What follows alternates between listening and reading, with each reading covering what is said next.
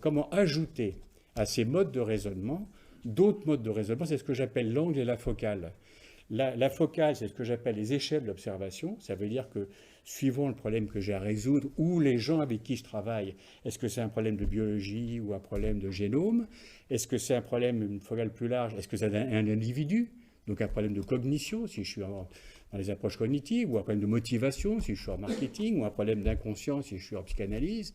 Est-ce que c'est un problème de petit groupe, si je suis en psychologie sociale, par exemple, ou un problème de famille, si je suis en sociologie de la famille, ou d'organisation, je continue à élargir, puis je peux élargir encore aux strates sociales, aux classes sociales, aux genres, etc.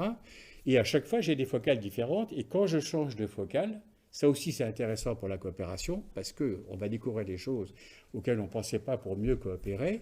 À chaque fois que je change de focale, des choses disparaissent et d'autres apparaissent. C'est ça qui est important pour moi. Le changement de focale, ce n'est pas pour dire qu'il y a une meilleure focale meilleure qu'une autre, mais que chaque focale nous donne de l'information, et ça c'est le cœur de ma démonstration ici, nous donne de l'information pertinente ou non pour l'action, qui va conditionner la coopération. Pour moi, la circulation de l'information, qu'on peut appeler tout ce qu'on veut après, j'ai eu des débats là-dessus aussi, qu'on peut appeler connaissance, qu'on peut appeler tout ça, ça ne me dérange pas.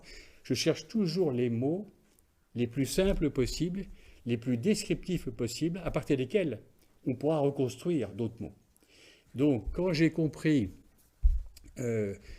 comment circule l'information, j'ai compris comment on a de la coopération. Et ça, c'est ma focale qui va me donner des types d'informations différentes. Je ne rentre pas dans le débat épistémologique qui, moi, me passionne. C'est que quand je suis à la focale, ce que j'appelle microsocial ou mésosocial, celle des petites unités, bureaux, usines, ateliers, familles, etc., je suis en microsocial. Et quand je suis sur des systèmes d'action plus larges, des entreprises ou des systèmes d'action comme des marchés, je suis en mésosocial. Là, j'ai des jeux d'acteurs. Et tout le cœur de ma démonstration, c'est de dire à un moment donné, bon, la réalité, tout est dans tout et réciproquement, c'est pas ça la question.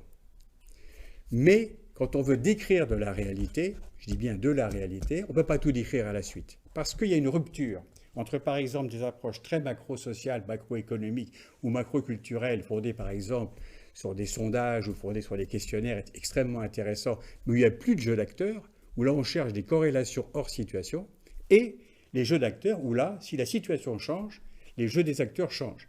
Et c'est plus la corrélation qui est explicative.